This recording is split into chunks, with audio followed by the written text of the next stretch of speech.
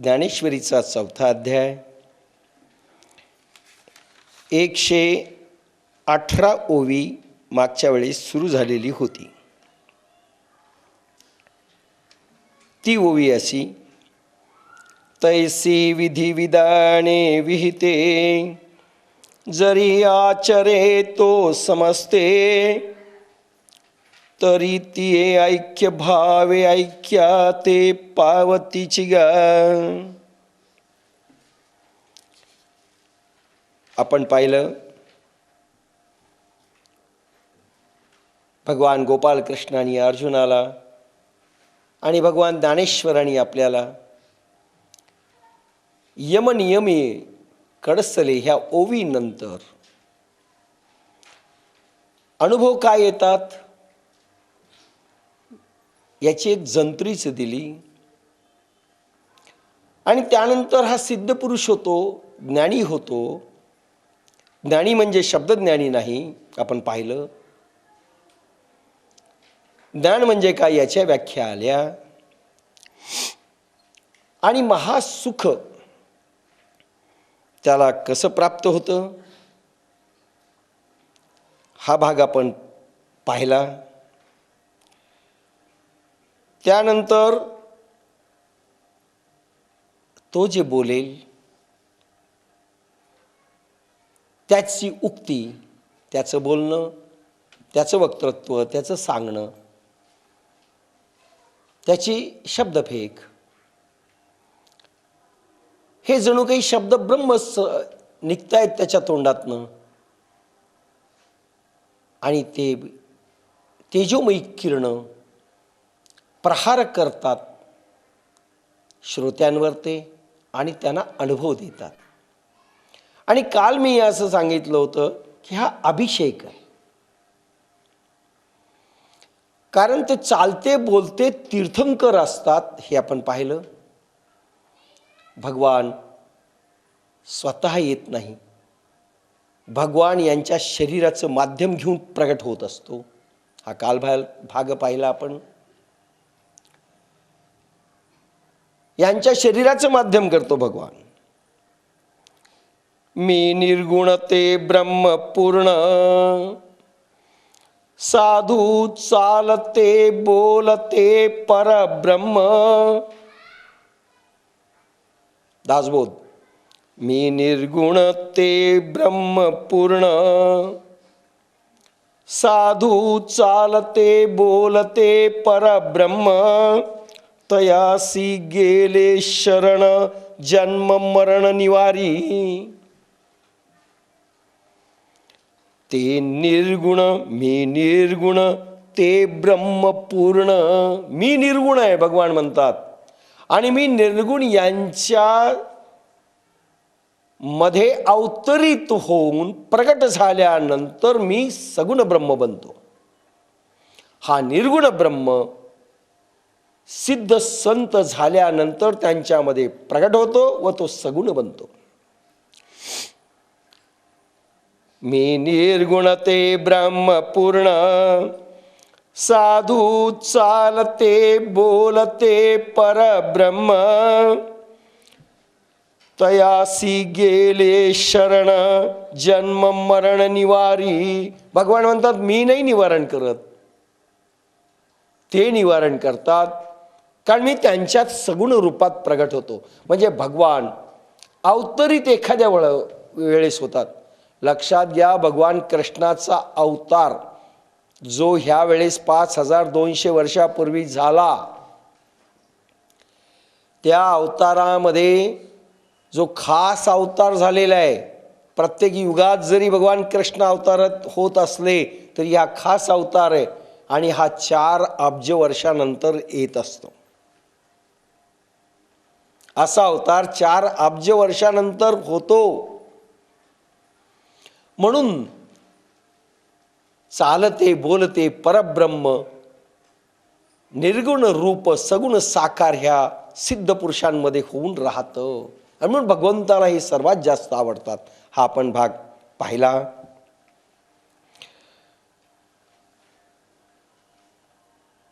चरणी हण चाले, मुखे जे जे बोले, ऐसे चेष्टा जात ते तुले आपणची जो.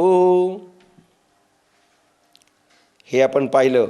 हे असेची विश्व पाही, जयासी आपण पेवाचुनी नाही. हा सगळा भाव आपण पाहिला, भाग पाहिला.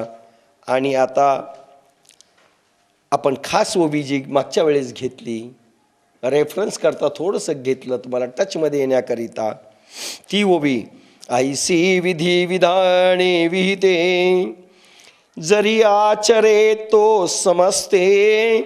आपण पाहिलं मागच्या वेळेस कौतुकानं, इच्छेने, परेच्छेने आणि स्वेच्छेने कुठल्याही प्रकाराने का असना त्यांनी समजा यज्ञ केला, हवन केलं. मग शतचंडी असो, लघुरुद्र असो, महारुद्र असो, हे जरी त्यांनी यज्ञ केले तरी ज्यावेळेस यज्ञाच्या ऋचा ब्राह्मणांकडनं म्हटल्या जातात, त्यावेळेस काल आपण पाहिलं कोणालाही अनुभव येत नाही. ते अनुभव येतात साधकाला. त्यांना स्वतःलाही स्वतःचे अनुभव येत नाहीत, पण साधकाला मात्र त्याचे अनुभव येतात. त्याचं कारण ते त्याच्यासाठीच असतं. तो अभिषेक त्याच्यासाठी असतो. समोर भलेही ती पिंड असो भगवान शंभूंची, किंवा मूर्ती असो, किंवा यज्ञ असो, यज्ञकुंड असो, होमकुंड असो, पण आहुती जरी त्या यज्ञकुंडामध्ये पडली तरी प्रभूची महिमा अशी आहे की ते प्रत्येक शब्द लहरी निघालेली, ते शब्द ब्रह्म फ्रिक्वेन्सी, खरं म्हणजे ते मंत्र असतात, वेदातील ऋचा असतात, वेदातील मंत्र असतात, ते विज्ञान ब्रह्म आहेत. आणि त्या विज्ञान ब्रह्माच्या लहरी तोंडातून निघाल्याबरोबर कोणावर प्रहार करतात? त्या बसलेल्या साधकावर करतात आणि त्याच्या क्षमतेप्रमाणे त्याला अनुभव देतात, नव्हे त्याचा अभिषेक करतात. अभिषेक होतो आणि तो त्यालाच मिळतो. आपल्याला वाटतं पिंडीवर मिळायला आहे. अरे पिंड दगडाची हो, मूर्ती दगडाची आहे, तुम्ही चैतन्य आहात आणि तो प्रहार तुमच्यावर होत असतो. हा साधक आहात म्हणून तुम्हाला लक्षात येईल, तो प्रत्येकावर होतो. आपण काल पाहिलं साध्याही माणसावर होतो, ज्याला सिद्धगुरू मिळाले नाही, कुंडलिनी जागरण नाही, त्याच्यावरही होतो, पण त्याला समजत नाही. कारण त्याच्यातनं देवत्व प्रगट होत असतं आणि म्हणून अनंत जन्मीचं पुण्य केल्यानंतर हा देह मिळतो, सिद्धगुरु कृपा होते. त्याचं कारण त्या लहरी त्या वेळेस त्याचा अभिषेक केला, त्याच्या आत्मदेवाचा अभिषेक केला. पण भगवान स्वतः घेत नाही, भगवान आपल्याला देतो, तो अभिषेक आपला होतो. आणि म्हणून ज्या वेळेस तुम्ही मंदिरात बसाल त्यावेळेस तो अभिषेक आपलाच होतो. आपल्याच वर दिव्य किरणांचा वर्षाव ब्रह्मांडीय विश्वपती करीत राहतात आणि आपल्याला अनुभव देत राहतात. आपली समज असते त्या मूर्तीकडून ते येत चाललंय, नाही, विश्वपती देत असतो. त्या किरणांच्या किंवा त्या मंदिरातली जी काही किरणं असतील विश्वपतींची, त्या लहरी तुमच्यावर ते आदळतात. भगवंताच्या चेतनधारा तुमच्यावर ते अभिषेक करतात, साधकांवर ते अभिषेक करतात, श्रोत्यांवर ते अभिषेक करतात. कारण भगवंताला तेच आवडतात. म्हणून तशी भावना झाली पाहिजे आपली. मी विषय घेतला होता की कसं पाहायचं. त्यावेळेस आपण स्वतःला विसरायचं असेल, सिद्ध पुरुष व्हायचं असेल, स्वतःचं अस्तित्व संपून टाकावं लागेल. आणि संपून टाकण्याकरता अनेक नियम आहेत. आणि म्हणून त्याला एक प्रयोग आपण काल पाहिला. तो प्रयोग असा की जो विषय तुम्ही पाहत असाल ज्या विषयाशी बोलत असाल, मग पर्वत असो, नदी असो, नदींचा प्रवाह असो, समुद्राच्या उसळणाऱ्या लाटा असोत, नभमंडलामधील मेघ असोत, झाड असो, त्याची पानं असोत, वृक्ष वेली काय असतील ते असो, पर्वतराई असो,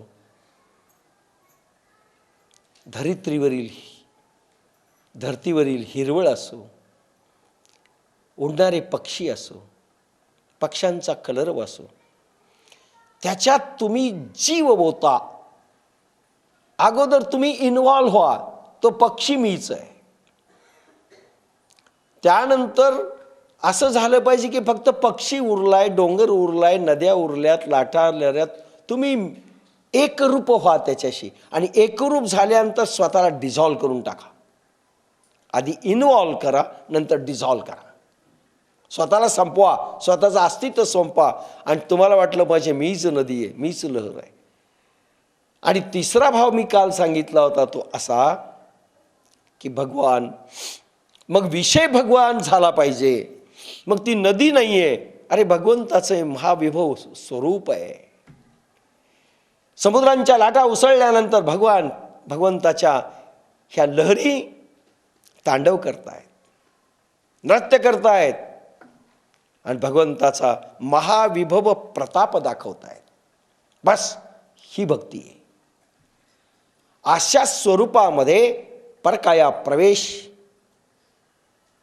आणि ह्या सगळ्या गोष्टी साध्य होतात. आणि मुंगीचे मनोगत ओळखे हेही साध्य होतं, हे मी काल सांगितलं. बरंचसं डिटेल गेलो. आणि म्हणून म्हटलं की ज्या वेळेस तुम्हाला पहिल्या स्टेजमध्ये मूर्तीमध्ये तुम्हाला चैतन्य भगवान पाहायचा, तर काल असं म्हटलं मी की सुरुवातीला बालकृष्ण छोटा असेल, तुमचा धातूचा फोटो असेल, त्याची पूजा करत असताना हळूहळू भाव बदला. आणि भगवान दगड नाही हो, आणि भगवान फोटोही नाही आहे, आणि भगवान धातूची मूर्ती नाही आहे, आपण मांडलेली ती होत नाही. भगवान चैतन्य स्वरूप आहे, आनंद स्वरूप आहे. आणि म्हणून त्याला सगुण रूपामध्ये आपल्या मानस मंदिरामधून प्रगट करा की ही धातूची मूर्ती नाही आहे, भगवान सगुण आहेत. आणि सगुण बनण्याकरिता तुम्हाला डोळे झाकावे लागतील. आणि धातूच्या मूर्तीची पूजा करण्याकरता तुम्हाला डोळे उघडावे लागतील. धातूच्या मूर्तीच्या पूजेला, दगडाच्या मूर्तीच्या पूजेला, फोटोमधील म्हणजे फ्रेममधील फोटोच्या पूजेला तुम्हाला गंध अक्षदा हे जड आहेत, जड फोटो, जड वस्तू, जड साधन.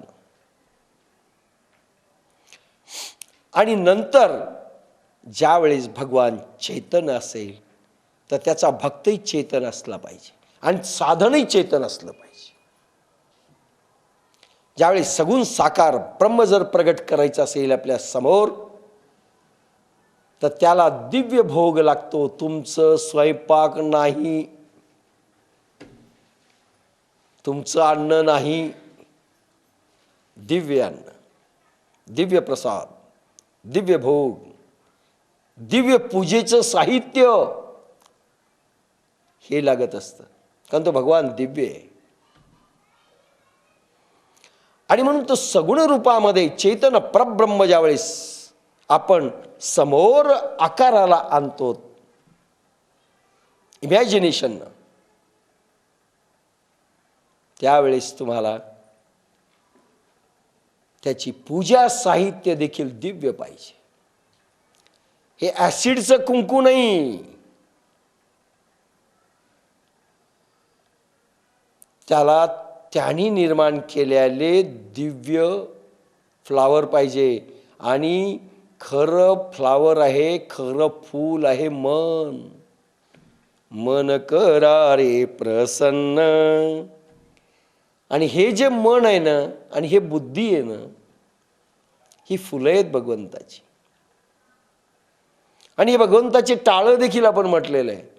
पण मन व्हायचंय, तू मन हे मीची करी, भगवान 9व्या अध्यायामध्ये ही ओवी येते ज्ञानेश्वरीच्या. तू मन हे मीची करी, माझी या भजनी प्रेम धरी. तू मन हे मीची करी. भगवंत मन मागतो, भगवंत चित्त मागतो. चित्त चोर येतो, त्याला फुलं ह्या झाडाचे नको, त्याला गुलाबाच्या झाडाचे फुलं नको. त्याने टवटवीत तुम्हाला जो गुलाब दिलेला आहे मन रूपाने, तो त्याला हवा आहे. भगवंतानी नवनीत गोकुळामध्ये चोरलं आणि चित्त चोर म्हटलंय त्याला. चित्त चोर, मनाचं चित्त झालं पाहिजे, तो भगवान चोरतो, मन नाही चोरत. मन ज्यावेळेस शांत होतं त्याचं चित्त बनतं. मन ज्यावेळेस ते चंचल असतं त्यावेळेस ते मन असतं, आणि ज्यावेळेस स्थिर होतं त्यावेळेस चित्त असतं. आणि हे चित्त भगवान चोरतो. तुम्ही नाही दिलं तरी चोरतो. याचा अर्थ काय हो? ज्या वेळेस तुम्ही साधनेमध्ये राजर्षी योगाची एखादी खुमारी जर प्रगटली, त्यावेळेस असं ओढल्या जातं पा ब्रह्मरंध्रातून वर. तुम्ही म्हणता मस्तक माझं जड झालं. ज्याप्रमाणे सॅटेलाइट आपण वर फेकल्यानंतर चंद्राच्या कक्षेत गेलं तर चंद्रांच्या भोवती फिरतं की नाही? काय चंद्र ओढतो. पृथ्वीच्या कक्षेत गेलं तर पृथ्वीभोवती फिरतो. पृथ्वीच्या गुरुत्वाकर्षण कक्षामध्ये तो फिरत असतो, आणि चंद्राच्या गुरुत्वाकर्षण कक्षात गेलं तर तिथे फिरतो तो, चंद्राच्या गुरुत्वाकर्षण कक्षामध्ये. तसं भगवंताच्या गुरुत्वाकर्षण मध्ये तुमचं मन नेण्याकरिता मार्ग आहेत, आणि तुमचे साधन मार्ग आहेत, तुमचे साधनी योग आहेत. आणि एकदा का भगवंताच्या कक्षेत ते तुम्ही प्रक्षेपित केलं मन, की भगवान त्याला ओढून घेतो. याला म्हणतात भगवंतानी तुमचं प्रेम ॲक्सेप्ट केलं. भगवान स्वतः ओढतो, पण त्याच्या कक्षेत प्रक्षेपित करण्याची ताकद तुमची पाहिजे. आणि ती बुद्धीच्या पलीकडे आहे ती ताकद. यो बुद्धे परस्तुत्सा, बुद्धीच्या पलीकडे मी भगवान म्हणतात. म्हणून बुद्धीच्या पलीकडे ज्यावेळेस मन आणि बुद्धी, मन तुम्ही प्रक्षेपित कराल बुद्धीच्या पलीकडे, त्यावेळेस भगवंत त्याला ओढतो. भगवंत शिरावर धारण करतो त्याच्या कक्षेत. आणि मग तुम्ही खाली म्हटलं तरी श्वास खाली येत नाही. स्थिरावली वृत्ती पांगुळला प्राण, अंतरीची खूण पाहुनिया. स्थिरावली वृत्ती पांगुळला प्राण. कालचा तुकाराम महाराजांच्या ह्या अभंगावर आपलं निरूपण झालेलं आहे. स्थिरावली वृत्ती, आणि भगवंताकडे गेल्यानंतर स्थिर होतं. जे मन माहेरी गेल्यानंतर जशी मुलीचं मन स्थिर होतं ना, तृप्त होतं, तसा हा करोडो जन्मातून माहेरी गेलेला नसतो ना हा मन. आणि एकदा माझे माहेर पंढरी, त्या पंढरीच्या कक्षेत गेल्यानंतर स्थिर होतं, त्याला आनंद मिळतो.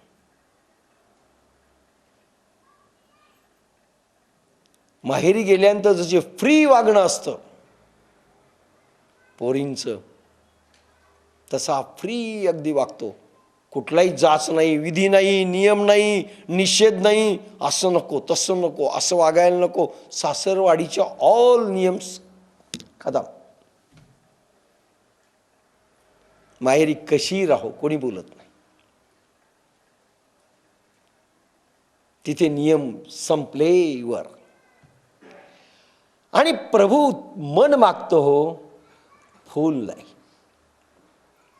फूल हे मन आहे आणि ते ताजतवानं मागतो, म्हणून झाडाचं आपण ताजं फूल देतो पहा. हा बालाभ्यास. मी मन देऊ शकत नाही तोपर्यंत, जोपर्यंत आपण मन प्रभूला त्याच्या कक्षेत प्रक्षेपित करू शकत नाही तोपर्यंत ह्या फुलांचा उपयोग आहे. त्या रूपकाचा उपयोग आहे की भगवान हे माझं मनच समज, अजून मला देता येत नाही आणि हे पाय तुला मी अर्पण करतो, असा भाव येतो.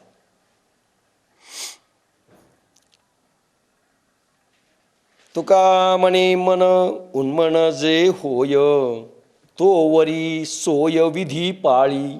तुका म्हणे मन उन्मन जे जय होय, मन उत मन वर प्रभूच्या दालनामध्ये प्रक्षेपित जोपर्यंत ते होत नाही तोपर्यंत विधी आणि निषेधांचे नियम लागू आहेत. लक्षात घेत काय म्हणतात तुकाराम, मन मन जोपर्यंत वर जात नाही, आणि वर गेल्यानंतर हे फुलं काही कमी येत नाही. भगवंताला तुमचं त्याचं पाठवलेलं मन त्याला पाहिजे, चैतन मन आणि प्रफुल्लित मन. म्हणून तर मन करा रे प्रसन्न, किती किती करावं. मन करा रे प्रसन्न किती करायचंय, त्यासाठी ते म्हणतात काय हालचालीमध्ये गडबडच होईल. मन करा रे प्रसन्न सर्व सिद्धीसी कारण. हे मन इतकं प्रसन्न करायचं, त्याचा अंतिम शेवट देखे अखंडित प्रसन्नता. अखंडित प्रसन्नता हे भगवंताला आवडतं, आणि अखंडित प्रसन्न राहता जर आलं, त्याचं मन अखंड प्रक्षेपित भगवंतानी ॲक्सेप्ट केले म्हणून समजा. नाही नाही राहतोच ना आम्ही 1-2 घंटे प्रसन्न. विद्यार्थी म्हणतो शाळेतली सुट्टी होते त्यावेळेस होतो मी प्रसन्न. ज्ञानेश्वरीला एकदा बुडवली की आपण प्रसन्न, साधनेला डुप्पी मारली की प्रसन्न, अशी प्रसन्नता नाही. देखे अखंडित प्रसन्नता, असं मन त्याला पाहिजे, प्रफुल्लित ताजं तवानं नित्य नूतन आणि सिद्धी भांडार युक्त. त्याचा तो चोरून घेतो, तुम्ही नाही घेतलं तो ओढून घेतो आणि तुम्हाला सारखं समाधी ध्यानामध्ये ठेवतो. त्यावेळेस प्रभू तुमच्यावरती अभिषेक करतो, तुमचा मंत्र जप त्यावेळेस करतो प्रभू. तुमच्यावर किरणांचा अभिषेक त्यावेळेस करतो. देव भक्त होतो आणि आपण भगवान होतो.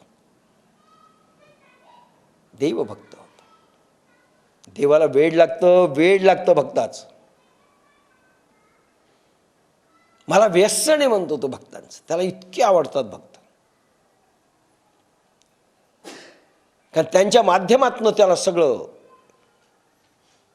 अध्यात्म शक्तीचं दालन उघडं करायचं असतं, म्हणून त्याला फार आवडतात. पण त्याच्यासाठी फार त्याला कष्ट देखील देतो, प्रचंड रडवतो, खूप रडवतो. किती किती रडवतो आता तर काही सांगत नाही. मन प्रभूला अर्पण करणं याच्यासाठी मानसपूजा आवश्यक आहे.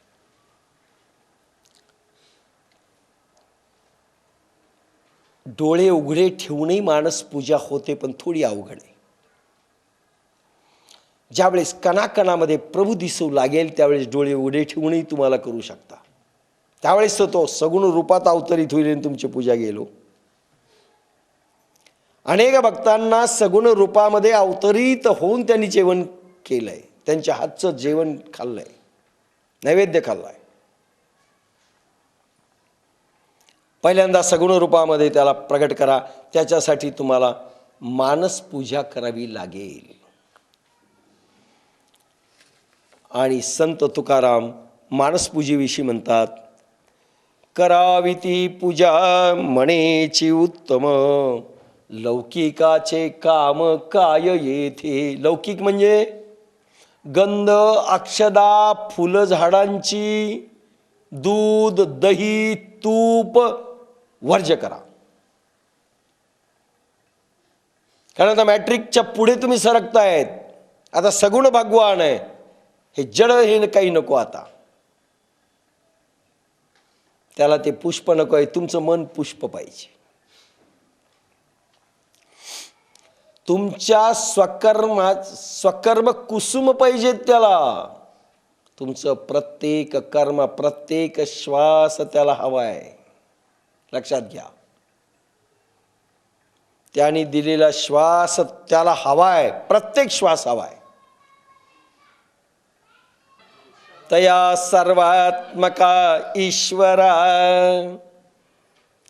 तया सर्वात्मका ईश्वरा, स्वकर्म कुसुमांची विरा, पूजा केली होय अपारा, संतोषा लागी. कोणती पूजा आहे? मौलीने एक ओवी सांगितलंय, तया सर्वात्मका ईश्वरा. हा 3.5 हाताची मूर्ती जर तुम्ही आणून बसवली किंवा छोटा बाळकृष्ण, तर लौकिक पूजा ठीक आहे. पण विश्व आत्म्याची जर पूजा करायची, तुम्हाला विश्वदेवाची पूजा करायची, हे चालत नाहीत. हे फुलं आणि गंध आणि अक्षदा, त्याला स्वकर्म कुसुम पाहिजेत. कशाला म्हणतात स्वकर्म कुसुम? स्व म्हणजे स्वतःचे, झाडाचे नाही. आणि बाजारात मिळतात ते कुंकू नाही, आणि वाण्याच्या दुकानावरला तांदूळ नाही. स्वकर्म कुसुम पाहिजेत त्याला. स्व फार आता डिटेल बोलणार नाही, या ओवीवर ज्यावेळेस येईल त्यावेळेस पुन्हा बोलेल. स्वतःचे म्हणजे आत्मधर्माच्या धारा पाहिजेत.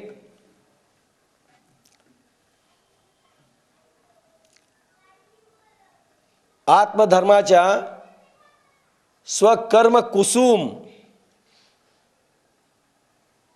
स्वकर्म आत्म्याकडे जाणारे रस्ते जे असतील त्याच्यासाठी आवश्यक असणारी जी जी कर्म असेल त्याला स्वकर्म म्हटलंय. आणि कुसुम म्हटलंय, तेच कुसुम आहेत. आता कुसुमाचा डिटेल अर्थ नाही सांगणार. ते कुसुम भगवान मागतोय.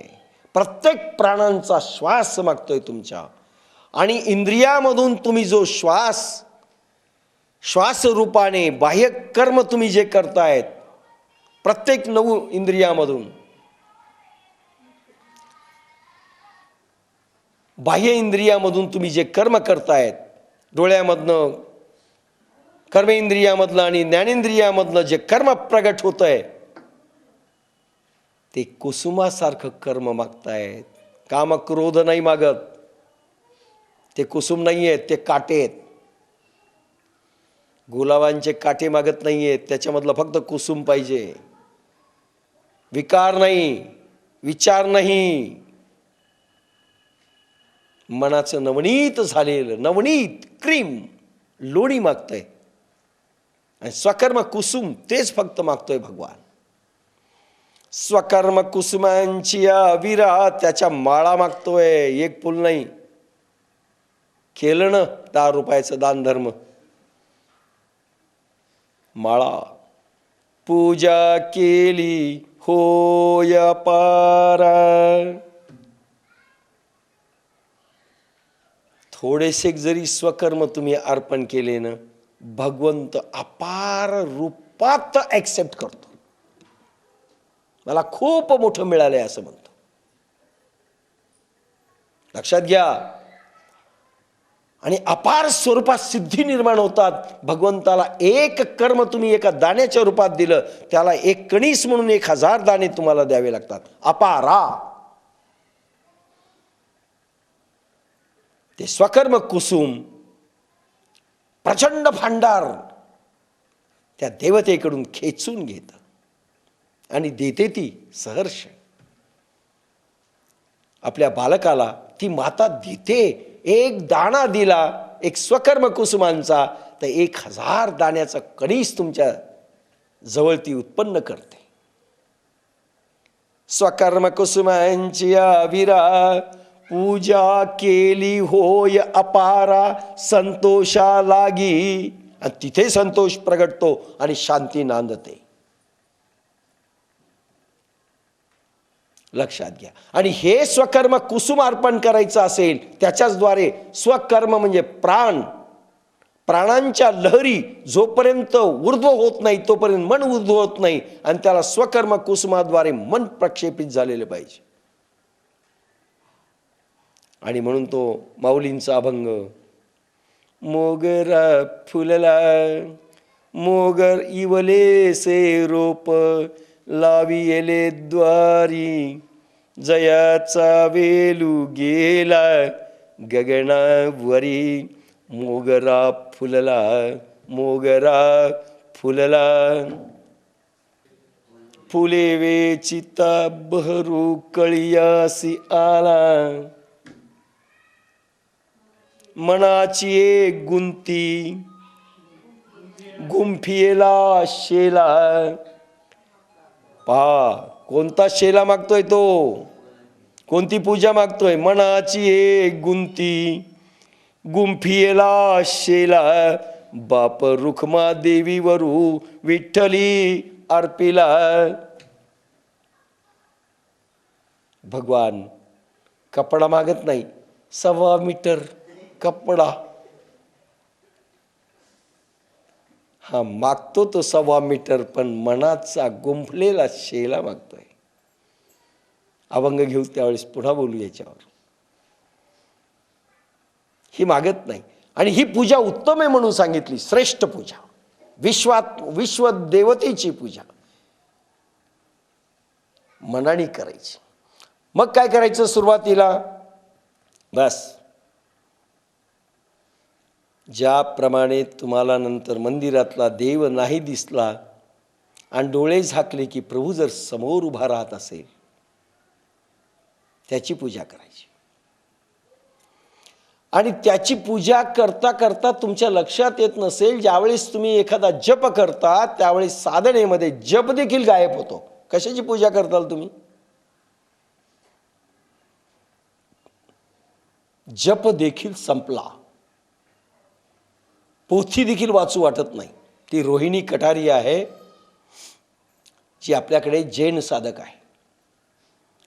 तिची भावभक्ती मंदिरात जाऊन सगळं काही करायची होती. साधना मिळाल्यानंतर कित्येक दिवस केली, आता मंदिरातही जाऊ वाटत नाही. बसलं तरी ती म्हणते मला काही आता काहीच म्हणू वाटत नाही आणि काहीच करू वाटत नाही. संपली. काय शब्द नको आहेत भगवंताला. भगवंत ज्या स्थितीत असतो त्याला जे पाहिजे त्याला पाहिजे, त्याला मन पाहिजे. मनाने गुंफलेले शेला पाहिजे.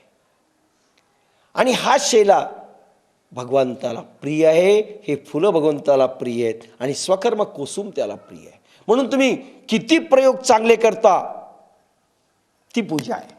म्हणून प्रत्येक श्वासातनं प्रगट होणारं कर्म, प्रत्येक इंद्रियामधनं प्रगट होणारं कर्म हे स्वकर्म कुसुम आहे. आणि त्याची पूजा अहोरात्र केली पाहिजे, तर विश्वदेवता प्रसन्न होते. आणि ही मानस पूजा आहे, ही श्रेष्ठ पूजा आहे. काही गरज नाही त्या मंदिरात बसण्याची, काही गरज नाही रोजची रोज हे करायची. लोकापवाद येऊ नये, नास्तिक आहेत म्हणून करायचं. सांगा बरं, त्या देवतेला तुम्ही तुमच्या देव्हाऱ्यातल्या ज्यावेळेस तुम्ही पूजा करता, ती देवता प्रसन्न होते की तुम्ही प्रसन्न होता? मन प्रसन्न होतं. तुमचं मन प्रफुल्लित. मंदिरात जाता, मंदिराला तुमची गरज आहे की तुम्हाला मंदिराची गरज आहे? मंदिर नाही वाट पाहत की आज मंदिर रडायले का आपला टुकार भक्त नाही आला, असं झालंय. कशा करता तुम्ही जाणता की मी प्रसन्न व्हावं? मन प्रसन्न करण्याकरिताचे माध्यम आहेत. आणि प्रसन्न झालेलं मन मग कसं अर्पण करायचं त्याच्या दुसऱ्या स्टेजेस आहेत. आता आपण नेहमी मन प्रसन्न करतो व्यवहारात लावतो. वा वा देवा, आपलंच मन प्रसन्न होतं, त्याची खूप पूजा केली. बरं, सगळे देव एका तबकडीत घेतले आपण बुडवले, अशी पूजा होते. नाही ते एक एक देवाला घ्यायचं, असं बुचकळायचं, त्याला पालिश करायची आणि मग त्याला गंधाक्षदा लावायच्या, पुन्हा ठेवायचं, त्याला कपडे घालायचे. याच्यातनं प्रसन्न कोण होतो? लहान बालक असतो. लहान बालक इतकुसक असतो हातभरचं, त्याला काही कळतं का हो? शी शू काही कळत नाही त्याला. आणि माता त्याचे कौतुक करते, त्याला काजळ लावते, त्याला काही समजलं का? त्याला कपडे घालते. तो असतो खरा दिगंबर जैन, त्याला कपडे घातले का नाही घातले का त्याला काही वाटत नाही. आणि सुंदर सुंदर कपडे घालतो, त्याला सजवतो, त्याला नटवतो. त्याला काही कळतं का हे मला सांगा? मग कशा करता करतो? नयन सुख घेऊन माता तृप्त होते. लक्षात घ्या.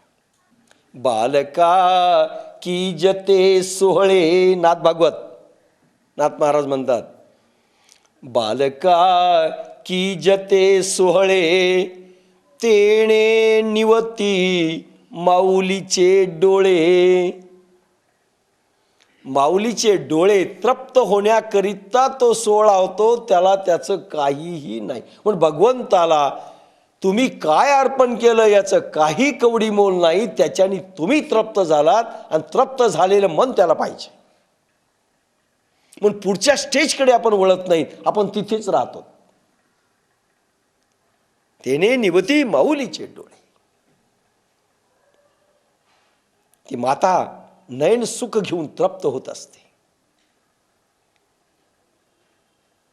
हा तर काय चांगल्या ड्रेसवर, 500 रुपयाच्या ड्रेसमध्ये ही फिश करून टाकतो तो.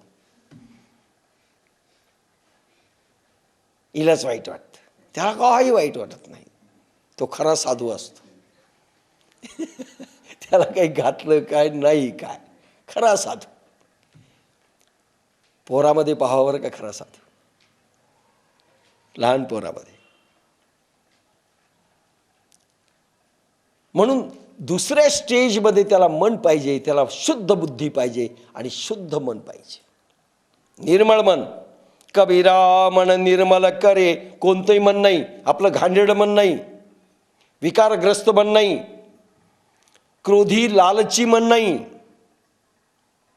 लक्षात घ्या, कोणतंही मन नाही ॲक्सेप्ट करीत. आम्ही दिलं ना मन आमचं घाण, ते ॲक्सेप्ट करीत नाही, ते वरच येऊ देत नाही, ते खाली फेकतं. प्रभू खेचतच नाही याचं मन. त्याला कसं मन लागतं? कबीरा मन निर्मल करे जैसे गंगा का नीर. गंगेचं पाणी पवित्र असतं, कित्येक वर्षामध्ये देखील जंतू निर्माण होत नाहीत. यमुनेच्या पाण्यात जंतू निर्माण होतात, हे लक्षात घ्या. गंगेच्या पाण्यामध्ये निर्जंतुक असतं. तसं निर्हेतुक, निर्जंतुक, निर्विकारी, निर्विचारी, विकाररहित असं मन त्याला पाहिजे. म्हणून कबीरदासजी म्हणतात, काही करू नका तुम्ही, फक्त मन निर्मळ करा. पण सोपं आहे का? असं का मन निर्मळ? एका धोब्याला देतो मन लॉन्ड्री. कबीरा मन निर्मल करे जैसे गंगा का नीर, पाछे पाछे हरि चले कहत कबीर कबीर. फक्त मन निर्मळ करा. मी मन निर्मळ केलंय कबीर म्हणतात. आता प्रभू माझ्या मागे लागतोय. कबीर कबीर करून माझ्या मागे लागतोय, माझ्या मागे पळत येतोय. देवाची ताती चरणाची माती. अरे देवांना देखील इच्छा होते की संत चरण रजाची माती आम्हाला मिळावी. धावू लागती मागे मागे, मागे मागे देव पळतात त्याच्या चरणाची माती. इतकं मन निर्मळ केलं पाहिजे. शुद्ध मन स्फटिकासारखं, बालकासारखं. असं त्याच्याकरता शरीर शुद्ध करावं लागेल. आम्हाला चरवंतर पण जुळत नाही. होईल ना मन, होईल. मग तुम्ही आशीर्वाद द्या. वेडे पीर होते ते महावीर, वेडे पीर होते ते ज्ञानेश्वर, ज्यांनी आयुष्य घातले. त्यांना काय माहित की फुकट्यात असं कोणाचा हात घेतला की टर वर जातो माणूस.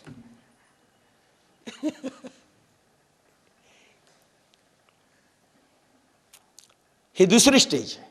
असं मन प्रभू मागतो. ही मानस पूजा आहे. आणि मानस पूजा करण्याकरिता ते मन शुद्ध करण्याची लायकी करण्याकरता प्रचंड प्रयोग आहेत आणि मोठमोठे योग आहेत. तापवावं लागतं, जाळावं लागतं, तापवावं लागतं, जाळावं लागतं. शरीर सगळं सगळं जाळावं लागतं. त्यासाठी तप सांगितलेलं आहे. आणि हे मन नंतर ऊर्ध्वतं प्रभू ॲक्सेप्ट करतो म्हणून म्हणतो ना. आणि त्याच्यामधलं प्रेम ॲक्सेप्ट करतो. शुद्ध मनामध्ये काहीच भाव नसतो, फक्त भगवत भाव असतो. काही मागणे नाही, काही मागणे नाही. मला काहीही नको अशी त्याची भावना असते. कारण आता इच्छा संपल्या. त्या मनामध्ये कुठल्याही इच्छा नाही, फक्त भगवत इच्छा. विषयांच्या इच्छा संपल्या, काही नको. आणि भगवान काही नको म्हणणाऱ्यालाच देतो बरं का. तुम्ही लिस्ट घेऊन गेली की काही देत नाही. काही नको म्हणणाऱ्याला देतो. म्हणून दुसरा काय प्रकार सांगितला, ही मानस पूजा इकडे वळलं पाहिजे. अखंड पूजा आहे. प्रत्येक श्वासाने करायची पूजा, प्रत्येक कर्माने पूजा करायची. आणि साधनेमध्ये पूजा होईल, समाधीमध्ये पूजा होईल, व्यवहार करत असताना पूजा होईल. त्याच्या सगळ्या रीती आणि नीती जर तुम्ही अवलंबिल्या, ती पूजा भगवंताला पाहिजे. तैसे विधी विधाने विहिते, जरी आचरे तो समजते, तरी ती ऐक्य भावे ऐक्याते पावतीची गा. त्याचप्रमाणे तो जरी वेदांनी सांगितलेल्या सर्व विज्ञानी कर्माचे यथासांग आचरण करीत असला, तरी त्या कर्मच ब्रह्ममय आहे या ऐक्य भावनेमुळे ही त्याच्यात ऐक्यतेला पावतातच. ती कर्म त्याला सगळं मिळतात. नव्हे तो स्वीकार करतो, नव्हे तो खेचून घेतो. लक्षात घ्या. जसं गोपिकांचं स्पर्श झालेलं लोणी, गोपिकांच्या हाताचा स्पर्श झालेल्या लोण्यात गोपिकांचं मन होतं, गोपिकांची बुद्धी होती. आणि भगवान बाह्यत्कारी जरी खात असला, ज्या गोपिकेंचं घरचं लोणी चोरलं, तिचं मन ॲटोमॅटिक भगवान चोरत होते आणि त्यांना वर पोहोचत होते. हे गोकुळ.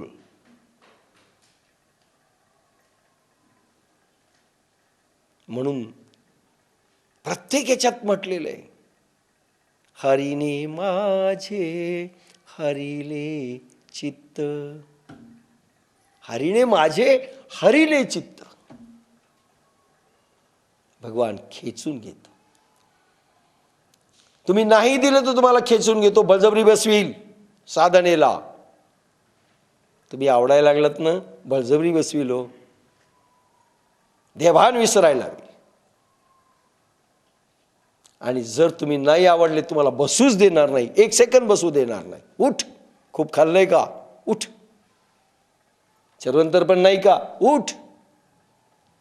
तुमचा कुठलाही स्वकर्म कुसुम तो ॲक्सेप्ट करणार नाही. नो, माझ्या दालनात नाही, तू विषयांच्या दालनात पड.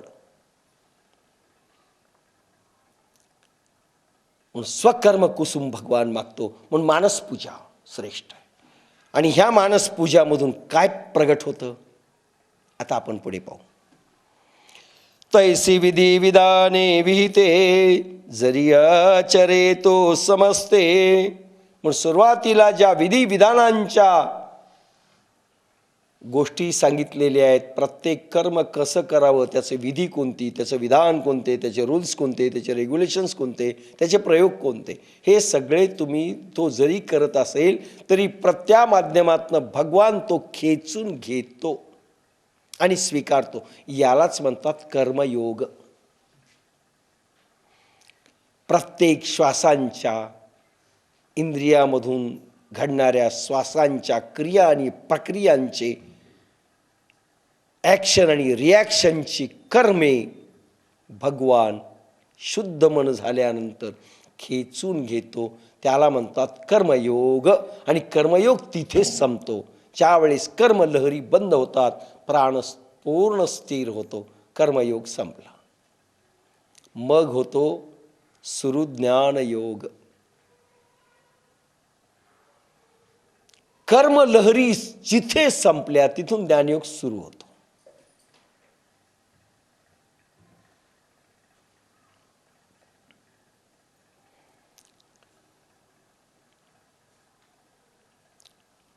हे ऐक्य भावने मिळती, त्याच्यातच ऐकतेला पावतात. मग ती कोणाला मिळतात आता पहा.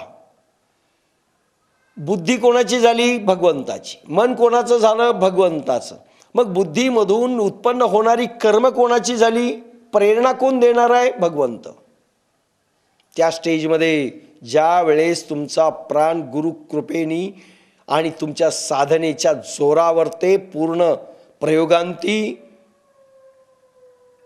निर्विकारी निर्विचारी होऊन ज्यावेळेस प्रभू दालनात प्रवेश करून प्रभू ओढून घेईल, त्याच वेळेस कर्मयोगाची सांगता होईल. आणि ते ऐक्य पावतील कर्म म्हणजे प्रभूंनीच निर्माण केलेले कर्म प्रभू ॲक्सेप्ट करतो. लक्षात घ्या. तरी तिथे ऐक्य भावे ऐक्याते. ते सगळे प्रवाह समुद्रामध्ये मिळतात सर्व कर्मांचे. म्हणजे सर्व कर्मांचे प्रवाह आत्म्यामध्ये मिळतात. झाला आत्मयोग, झाला कर्मयोग पूर्ण.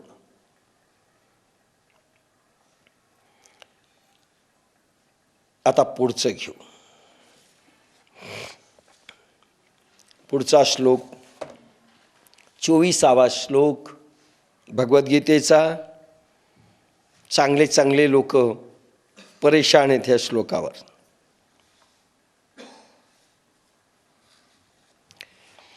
ब्रह्मार्पणं ब्रह्म हवी ब्रह्माग्नो ब्रह्मणाहुतं ब्रह्मेव तेन गन्तव्यं ब्रह्मकर्म समाधिना.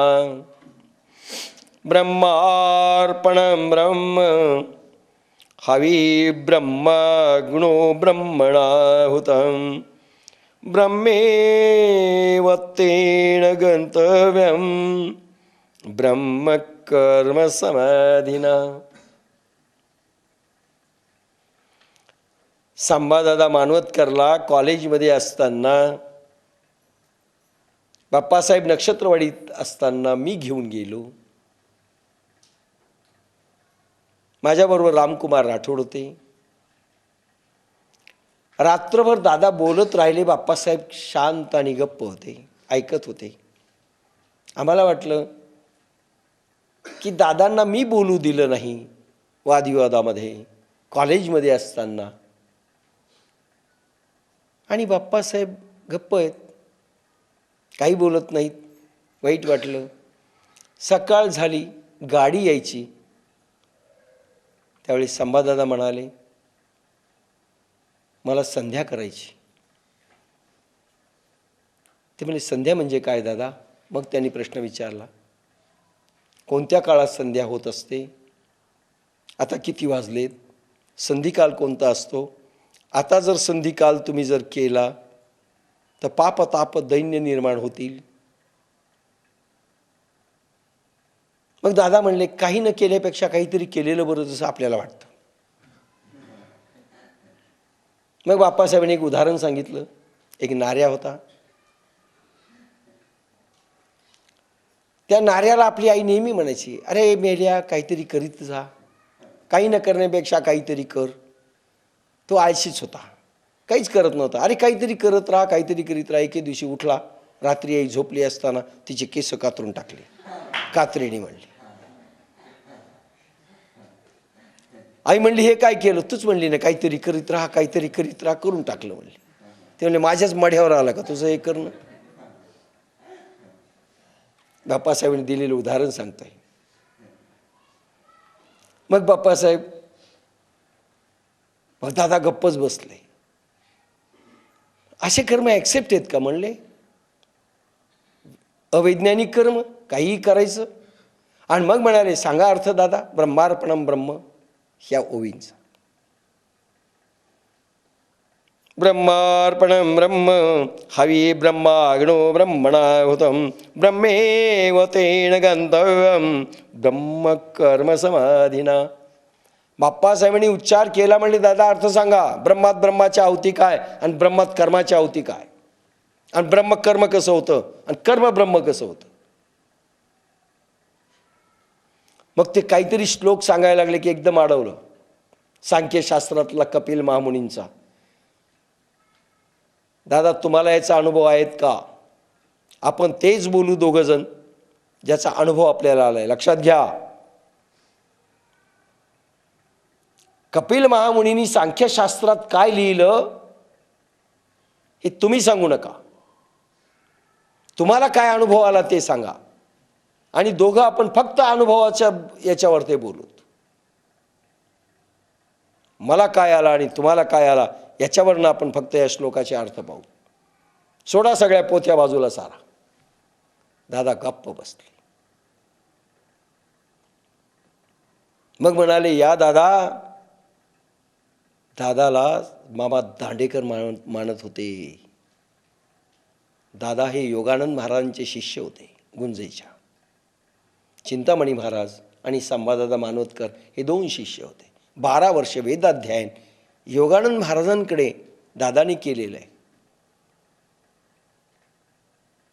आणि दादा गायत्री मंत्राचा 12 पुरश्चरण 24 लाखाचं एक पुरश्चरण असे 12 पुरश्चरण दादांचे झालेले होते. दादा मामूली व्यक्ती नव्हती. ज्यांचं माझ्यावरती फार प्रेम होतं. आणि मी अडवलं होतं. मला त्यांनी सांगितलं होतं महाराजांकडे जाऊ नकोस. त्यावेळेस मी त्यांना अडवलं होतं दादांना. आणि म्हणजे तुझ्या गुरुला मला भेटायचं आहे. आणि मग मी घेऊन गेलो पैठणहून नक्षत्रवाडीला. ती ही ओळ. दादा फार खुश झाले. जा म्हणाले जा. आणि नेहमी मला म्हणायचे महाराज काय करतायत. मामा दांडेकरांनाही सांगितलं होतं तुम्ही या अनुभव घ्या, महाराष्ट्राचं कल्याण आहे याच्या. मामा दांडेकर आले होते माझ्यासमोर. कृष्णदास लोही आले होते. सगळी बडी बडी मंडळी आली होती बाप्पासाहेबांकडे आळंदीला. त्यावेळेस आम्ही साधक होतो. ब्रह्मार्पणं ब्रह्म हवी ब्रह्माग्नो ब्रह्मणाहुतं ब्रह्मेव तेन गंतव्यं ब्रह्म कर्म समाधिना. ज्या साधनाने ब्रह्मविद अग्नीत हवी अर्पण करतो ते साधन ब्रह्म. तूप भात इत्यादी अग्नीत होमावयाचे पदार्थ ब्रह्म. ज्यात होम करायचा तो अग्नी ब्रह्म. हवन करणारा यजमान ब्रह्म व प्रत्यक्ष होम क्रियाही ब्रह्मच. ब्रह्मरूप अग्नीत ब्रह्मरूप यजमानाकडून ब्रह्मरूप होम केला जातो. ब्रह्मच कर्म. ज्याच्या चित्त अहम बुद्धी प्राणांची समाधी समाधान स्थिरता आहे असा त्या ज्ञानी पुरुषाकडून ब्रह्मच प्राप्तव्य फल आहे. समगीत बाप्पासाहेबांच्या श्लोकावर. ब्रह्मार्पणी हवी ब्रह्म अग्नि ब्रह्म होम ब्रह्म ब्रह्म कर्म समाधीने सर्वार्पणे ब्रह्मपणे. ऋषी ब्रह्म कर्ममय योगाग्नित यजिकाय. बाप्पासाहेबांच्या समश्लोकात पूर्ण गर्भितार्थ वैज्ञानिक रीतीने पूर्ण आलेले असतात. त्याच्यावर बोलायला वेळच नसतो, कारण पुढच्या ओव्या त्याच्यावरच आधारलेल्या आहेत. माऊलींची ओवी 119 ह्या श्लोकावर. पहिली, हे हवन मी होता का ये यज्ञी हा भोगता ऐसिया बुद्धीशी नाही भिन्नता मनोनिया. हे हवन मी होता का ये यज्ञी हा भोगता ऐसिया बुद्धीशी नाही भिन्नता मनोनिया. हे हवन ते करणारा मी. हे पहा, हा श्लोक त्यावेळेस सुरू होतो ज्यावेळेस तुम्हाला पहिल्या ओव्या समजल्या असतील. लक्षात घ्या, ज्ञानेश्वरी ची प्रत्येक ओवी मागची जर समजली तर हा श्लोक समजेल. नाही तर हिंदुस्थानचे सगळे जसे गुरफटले तसे आपणही गुरफटतो या श्लोकात. हा श्लोक काढत नाहीत कोणी, आणि काढलं तर काही निरूपण होतं, काही निरूपण होतं. प्रत्येक ओळ जर मागची समजली असेल, प्रत्येक ओवी आणि प्रत्येक प्रवचन समजलं असेल तरच याच्यामध्ये तुम्हाला काहीतरी समजेल. म्हणून मागचं पूर्ण माहिती पाहिजे. विशेषतः जैसे वज्र कवचले विजय, तिथून जे सुरू होतं आणि बुद्धियोग सुरू होतो. स्वधर्मधारा यमनियम सगळं झाल्यानंतर त्याची पारंगतता. आता ह्या ठिकाणी ही ओवी त्या ठिकाणी उंचीवरची आहे की ज्यावेळेस मन निर्मळ झालंय, शरीर यमनियमाने शुद्ध झालंय, सिद्ध गुरु मिळालेत, कर्मयोग संपला, राजर्षी योग सुरू झाला. राजर्षी योगामध्ये पूर्ण प्राणप्रवाहांच्या धर्मधारा प्रवाहित होतात आणि अखंड त्या अमृत सागराकडे किंवा जिथे आत्मा आहे त्या आत्मसागराकडे जातात ह्या धारा. आणि अखंडपणे भगवान ते ॲक्सेप्ट करतो प्रत्येक धार. आता पहा कधी ॲक्सेप्ट करतो याच्यासाठी खूप प्रवचनं टाकलीत मागची. भगवान तुमचं प्रेम कधी घेतो. तुम्ही प्रेम करणं वेगळं, तुमचं प्रेम भगवंतावर असणं वेगळं. तुम्ही करता म्हणजे भगवान घेतो असं समजू नका. आणि भगवान ज्यावेळेस प्रेम घेतो म्हणजे काय होत असतं हेही मी सविस्तर सांगितलंय. आणि भगवान तुमचं प्रेम स्वीकारतो त्यावेळेस तुम्ही काय असता हे सांगितलं. आतापर्यंतच्या प्रत्येक ओवीची धार पाहिल्यानंतर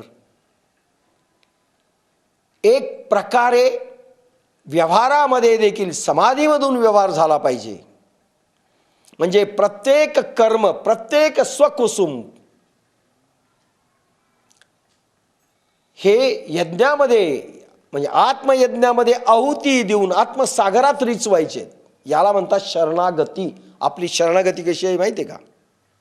आम्ही शरण, कोणी हॅलो करतं, कोणी असं करतं, सलाम अलेकुम सलाम. आणि फार तयार असला माणूस, लोक जर पाहत असले तर साष्टांग दंडवत घालतात. साष्टांग म्हणजे माहिती आहे का? साष्टांग काय? 8 अंगांनी दंडवत म्हणजे त्याला म्हणतात साष्टांग दंडवत. 8 अंग म्हणजे नाक टेकतं, डोकं 2 अंग, त्यानंतर ठुडी 3, छाती 4, हात 5, पाय 6, गुडघे 7, पंजे